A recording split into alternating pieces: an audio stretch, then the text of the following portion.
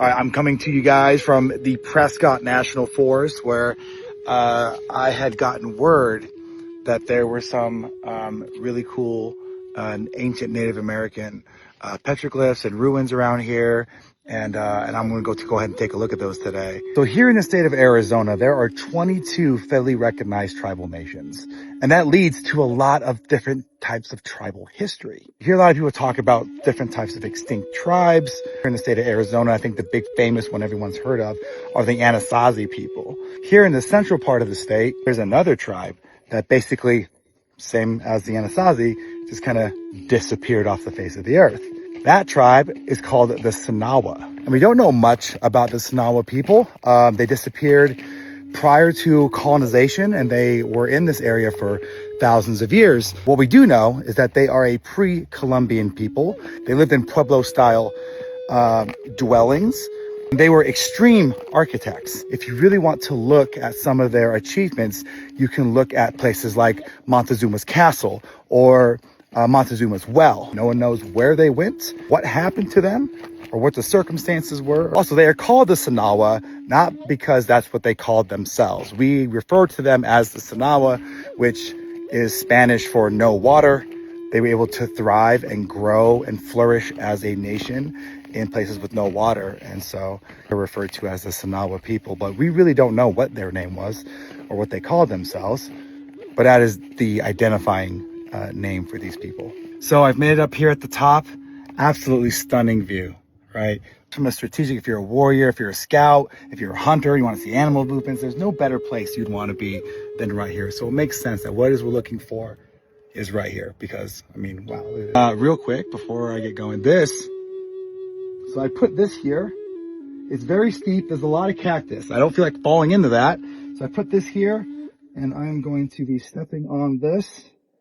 A little bit of a stability. Probably not the best thing in the world, but that's what we are. There we go.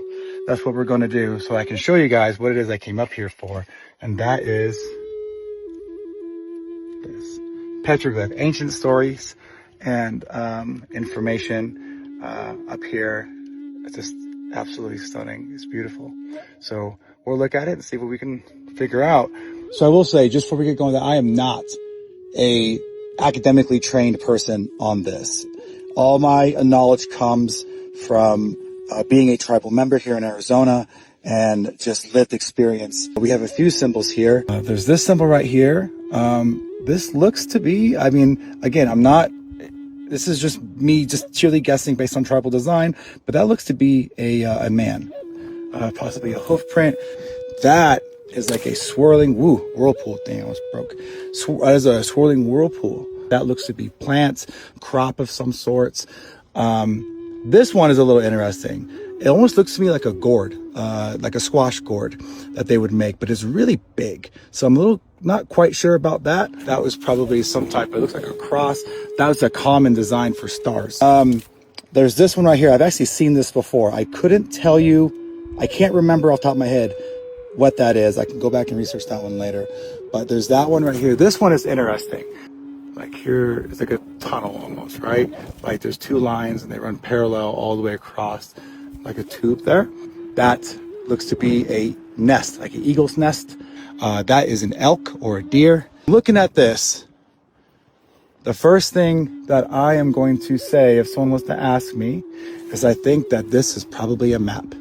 And it's probably a map of all this out here. These are the trails, gourd, or maybe some type of dwelling, crop, and there's the stars. So there's probably some areas over here. From this angle, probably these things are represented on this map here. There is the animals, so the animals maybe come down that valley right there.